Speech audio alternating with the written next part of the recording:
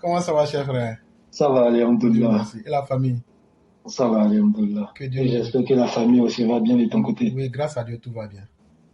Dieu merci. Donc, on va te laisser la parole. Ok, chef, je vais avancer pour ne pas trop occuper le temps. Il n'y a pas de problème. Donc, je dis bonsoir au Mao et puis au Chao, chef. Merci à tous ceux qui tapotent et qui essaient de sécuriser le live. C'est vrai.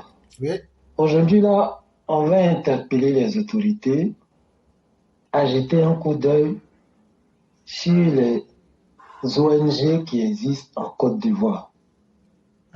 Pour ne pas déborder, pour ne pas sortir de nos frontières. Parce que ceux-là, même à un moment donné, profitent aussi de l'argent du contribuable. Je ne sais pas s'ils ont trouvé cette supercherie-là de créer à tout va des ONG ou bien des organisations, des sociétés civiles et tout. Parce que quelque part, ils gagnent pour eux, mais en même temps qu'ils ne sont pas présents sur le terrain ou même qu'ils ne jouent pas leur rôle. Depuis un bon moment, les intellectuels nous ont trahis. Et ça, je dis les intellectuels, je prends ça en général, c'est-à-dire de l'Afrique nous ont trahis. Le vrai problème de l'Afrique, ces intellectuels-là, soi-disant, vers la fin qui deviennent des hommes politiques, ne se sont jamais réunis comme ça pour réfléchir pourquoi à chaque fois quand il y a les élections, il y a des tensions dans l'air. Qu'est-ce qui était le problème et comment ils devraient réagir en fonction de ça pour ne plus que les mêmes trucs se répètent, encore si ça ne les arrangeait pas.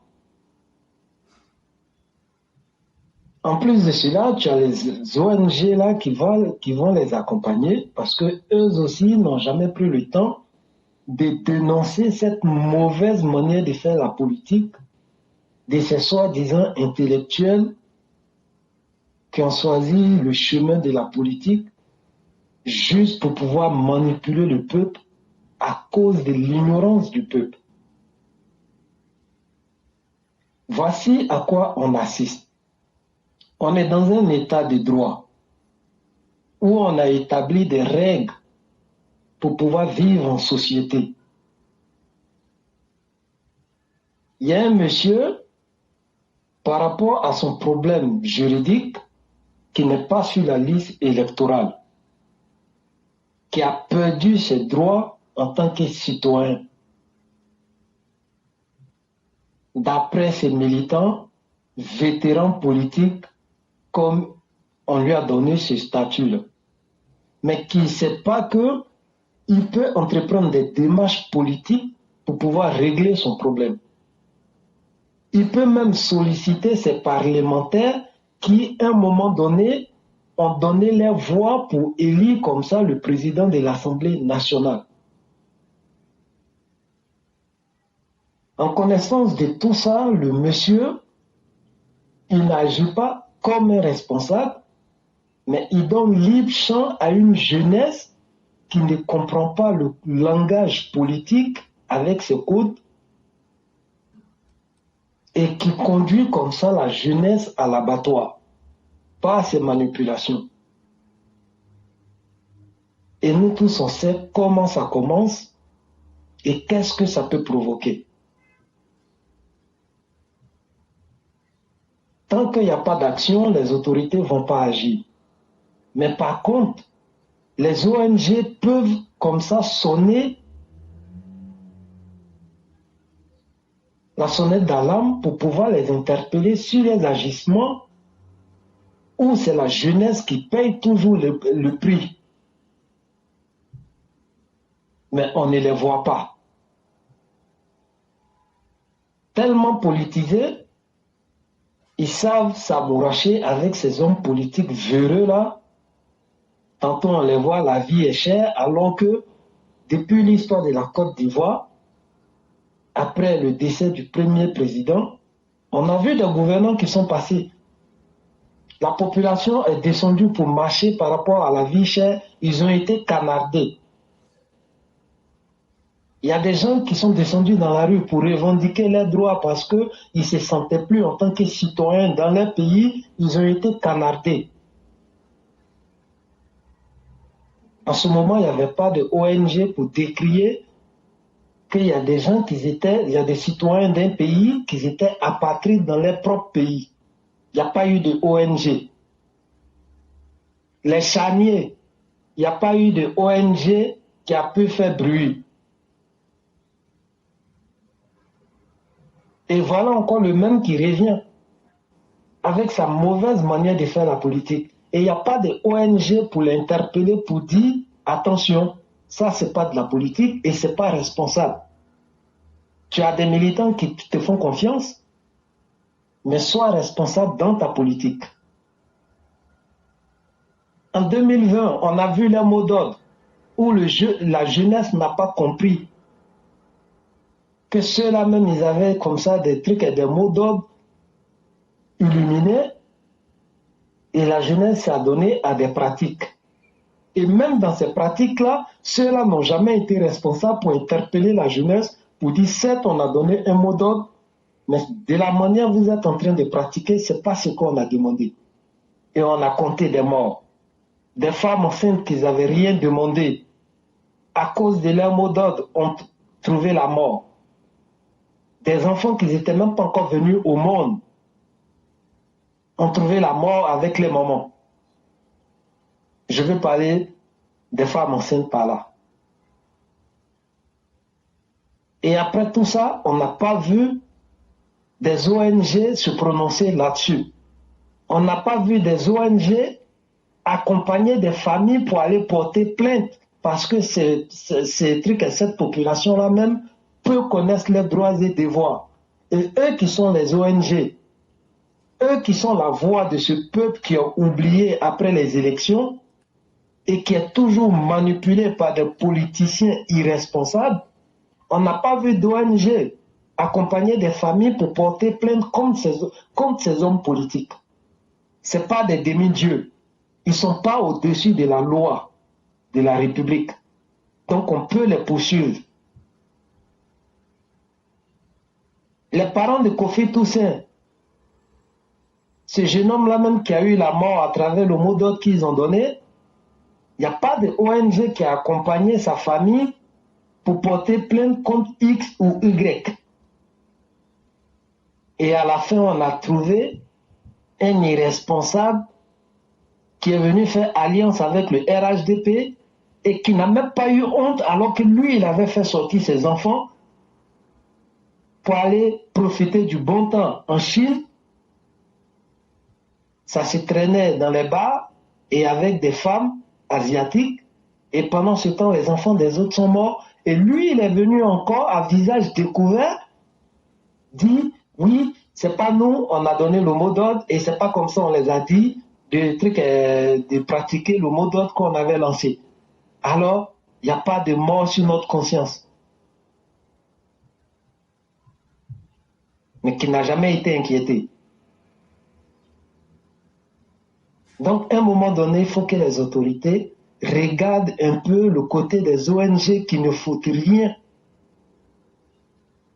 à part profiter de l'argent du contribuable par ces subventions-là, et après, qui sont là.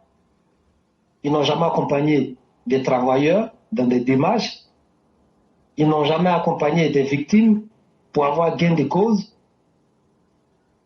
ils n'ont jamais interpellé ces politiciens-là par les pratiques qui nous amènent à compter les morts à chaque fois qu'il y a période d'élection.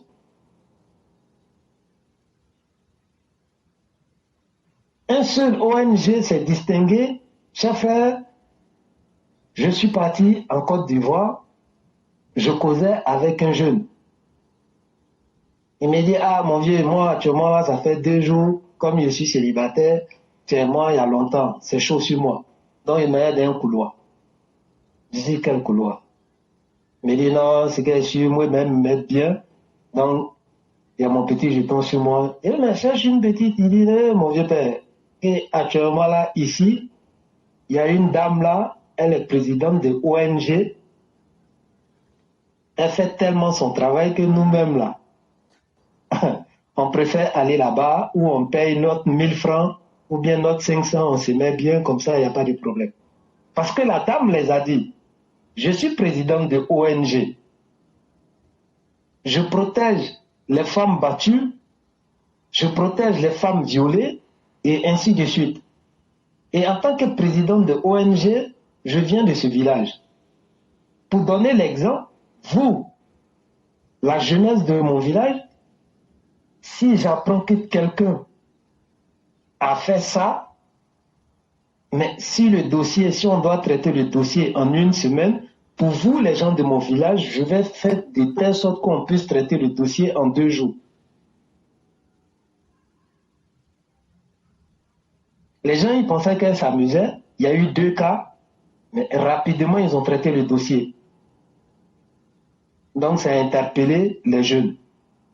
On ne parle plus de viol, on ne parle plus de grossesse ou bien des trucs de grossesse précaire, parce qu'il fut un moment où on a connu des jeunes filles de 14 ans qui devenaient mamans.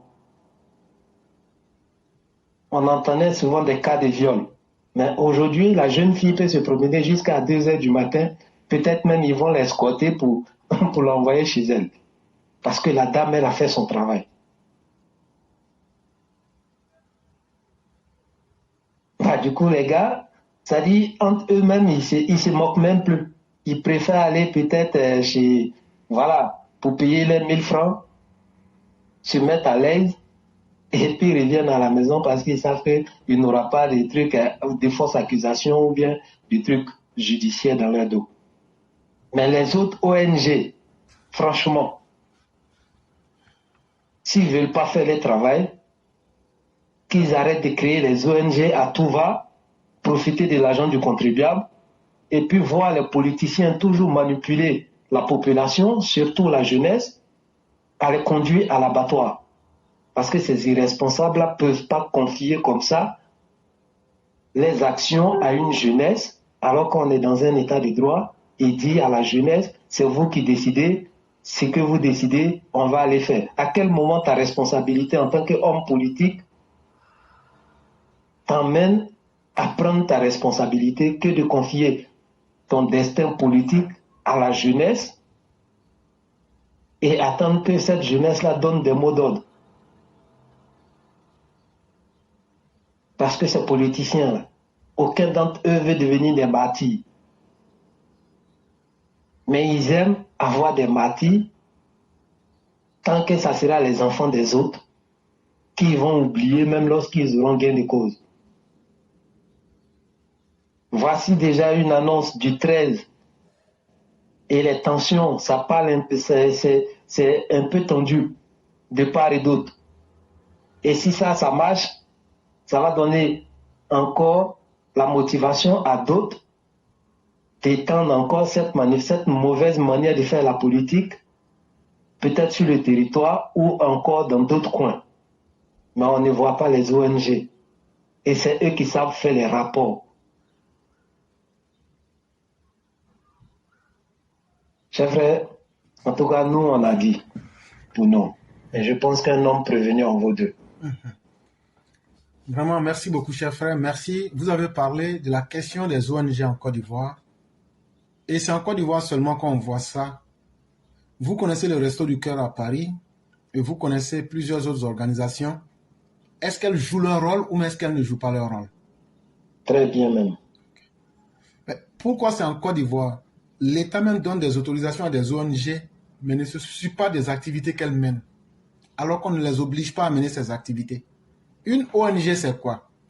Une ONG, c'est une organisation non gouvernementale qui se donne les moyens de venir agir dans un secteur où le besoin est.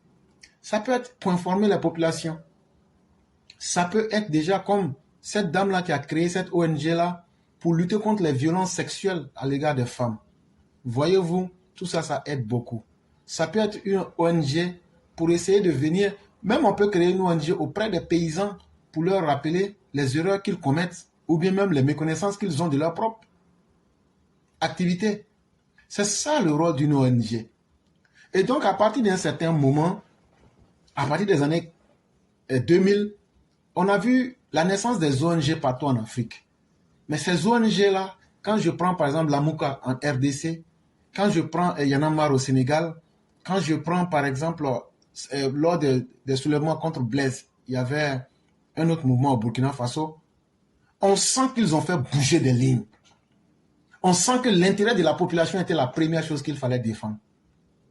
Mais bizarrement en Côte d'Ivoire, les gens ont créé des ONG parce qu'ils ont compris qu'à partir de ces ONG-là, c'est surtout avec le FPI qu'on a vu ça, ils ont créé plusieurs ONG satellitaires avec les Brogrébé, avec les Pluchéri Balé, avec le chef de syndicat Dignité. On a vu tout ça. Et non, nous on est là pour défendre les travailleurs. En réalité, ils étaient là pour défendre les objectifs cachés de Laurent Gbagbo. On a vu des ONG se substituer à l'État pour essayer de dévoyer l'État, même dévoyer l'État à l'extérieur du pays. On a vu tout ça en Côte d'Ivoire. Mais finalement, chère population, les restos du cœur à Paris, c'est ceux qui n'ont pas de nourriture. Eux là, ils leur permettent d'avoir... Ça, c'est du concret. Une ONG qui dit de belles choses, mais qui n'agit pas ainsi, est-ce que cette ONG n'en doit pas, sur la base de son rapport, fermer ces ONG-là? Voilà la première question qui est posée. Deuxième chose, des ONG qui écrivent leurs intentions pour les soumettre à l'autorité qui les accepte, mais qui viennent faire le contraire. Est-ce que ces ONG-là, aujourd'hui, quelle est la peur de l'État à bannir l'organisation des Pulséries Balais? Avec tous les malheurs qu'elle a pu causer à la Côte d'Ivoire, qu'est-ce qui empêche l'État aujourd'hui, au vu de ces calamités, à fermer cette ONG-là? Mais je me demande moi-même d'où vient cette peur-là, ou bien ce laxisme. Il y a quel bénéfice en la laissant faire ce qu'elle a toujours envie de faire? Parce que vous donnez une autorisation légale à quelqu'un qui dit nous sommes là pour faire quelque chose, mais la personne fait le contraire. Mais vous ne faites rien pour lui rappeler cela ou bien pour interdire son activité illégale. Ça veut dire que vous donnez l'autorisation à quelqu'un qui fait le contraire, qui fait des actes illégaux et vous vous taisez dessus.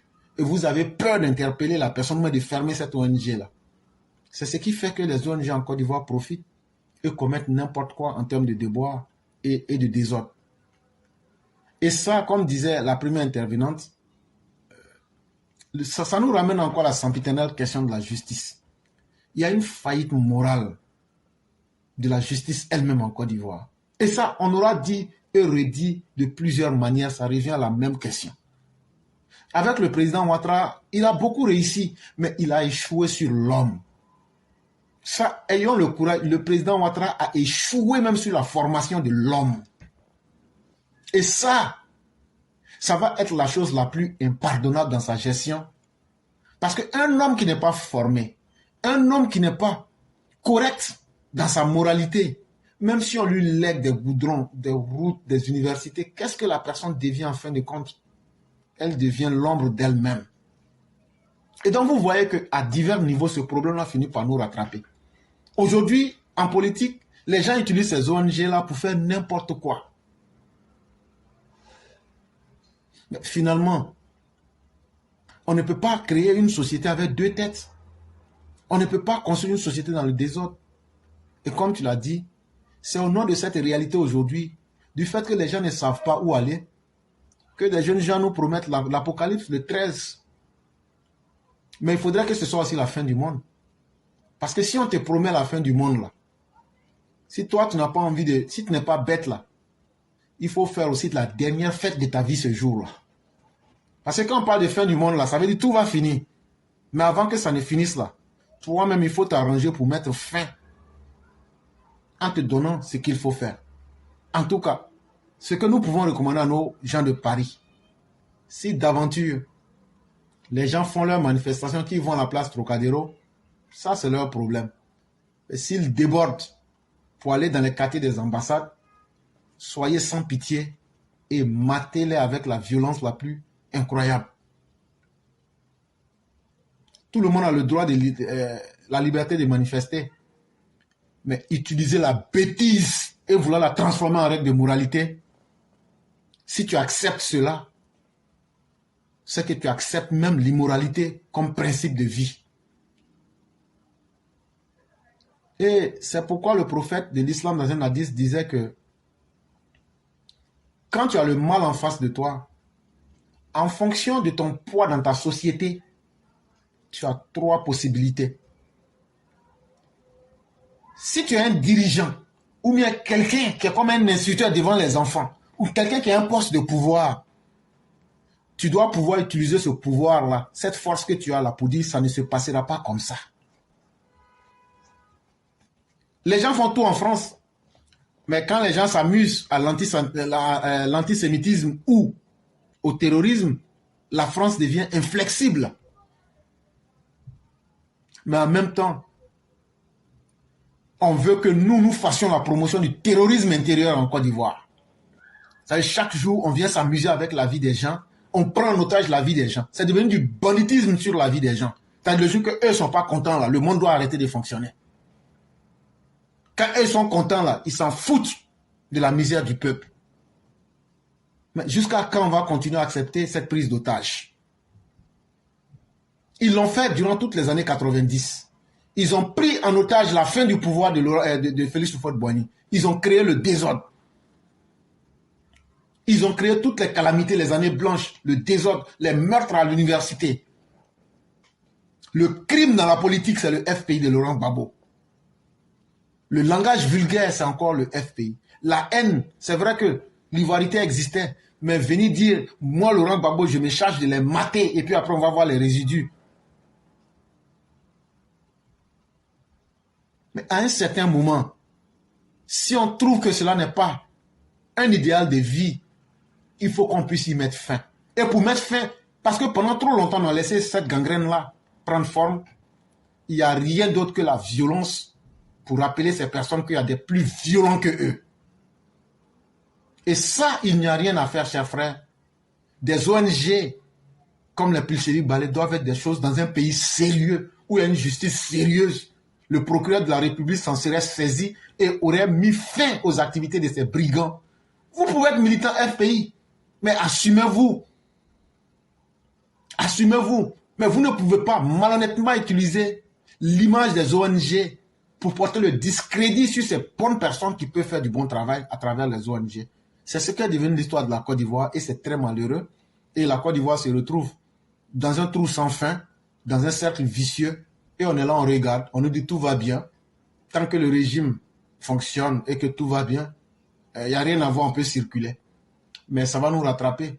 Et c'est pourquoi nous, ici, nous insistons pour que le peuple soit conscient de lui-même. 1. Ne vous laissez manipuler par personne.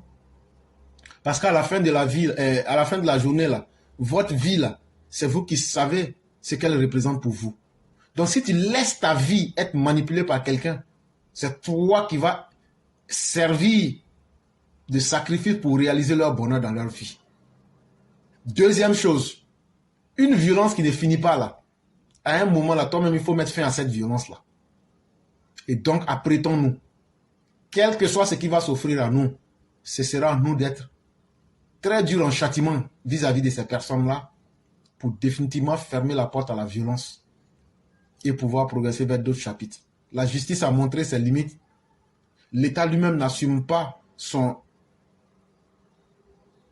rôle de garantir la même liberté aux uns aux autres. Aujourd'hui, dans la Côte d'Ivoire d'aujourd'hui, les criminels semblent être les plus heureux, puisque à la fin de leurs crimes économiques, de leurs crimes humains, c'est eux qui viennent moraliser encore les populations, les mêmes victimes. On a inversé toutes les valeurs et on pense que ça va rester impuni.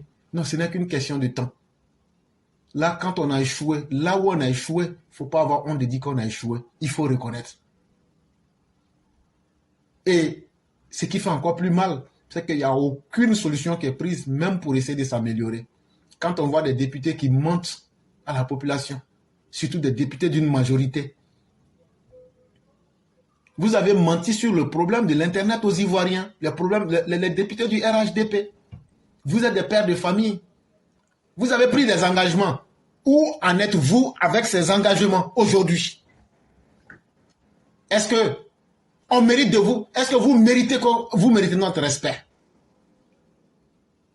Quand vous vous êtes mis au rabais, est-ce que vous méritez le respect des Ivoiriens? Ne vous amusez pas avec notre intelligence. Et ne pensez pas que la vie va rester uniforme. Et c'est des choses qui restent. Mais les événements évoluent. Et ne soyez pas surpris des conséquences de vos propres méfaits. Mais nous qui vous interpellons, vous pouvez nous prendre comme vos meilleurs ennemis aujourd'hui. Mais quand le retour du bâton va s'offrir à vous, vous allez le regretter. Supposez par un concours de circonstances que le FPI prenne le pouvoir aujourd'hui. La justice que vous avez été incapable de faire là, ils vont vous faire ça propre. À vous et à vos militants là, ils vont vous faire ça propre en coupant vos deux oreilles. Parce qu'il n'y a rien qui vous empêche de faire la justice comme il se doit. Surtout que vous avez tous les leviers et tous les moyens. Mais ça fait des années et des années qu'on vous rappelle ça. Et vous pensez que ça va rester sans conséquence? Mais cette fois-ci, nous on vous dit que tu as une machette, que tu as un fusil, c'est que tu as comme arme là. Il faut prendre, tu protèges ta propre vie. Parce que si tu te laisses tuer, tu ne seras pas seulement un indigne, mais tu seras même un individu détestable, qui ne sait même pas qu'il fallait protéger sa propre vie.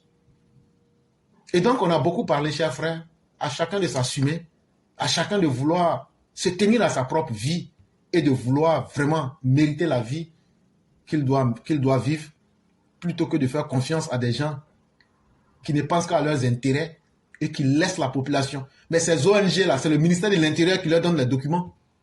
Le procureur peut juste regarder leurs activités pour dire vos activités ne correspondent pas à ce que vous avez écrit dans votre livre, dans votre cahier de charges. Donc là, on met fin à vos activités. Mais non, il faut être en Côte d'Ivoire, on laisse ces personnes-là faire n'importe quoi. Mais comme ça plaît au gouvernement, qu'est-ce que vous voulez? On ne peut pas jouer le rôle du gouvernement à sa place. Mais on les regarde dedans. Mais les conséquences demain, il ne faudrait pas qu'ils soient surpris. Et ils seront comptables des conséquences aussi. Ça, il faut qu'on leur dise. C'est ce que j'allais ajouter. Ok, merci, cher frère. En tout cas, nous, on a dit. Et je pense que si ces politiciens-là s'adonnent à ce genre de pratiques, on ne peut compter sur nous-mêmes. Et je pense qu'il y a beaucoup de personnes qui ont compris ça. C'est le plus important. Si les gens comprennent que c'est sur eux-mêmes et c'est sur nous-mêmes que nous pouvons compter, ça veut dire que nous serons au rendez-vous pour leur apporter la riposte qui leur sera fatale. Et ça, nous n'allons jamais hésiter. Mais cette fois-ci, comme j'aime à le dire, il n'y aura pas de survivants. Ça, au moins, il faut que les gars se mettent ça en tête. Vraiment, merci beaucoup, cher frère. Je dis bonne soirée à tout le monde. Merci et bonne soirée à toi toi aussi, cher frère. Et bien des choses à toute la famille. Amen. Merci beaucoup.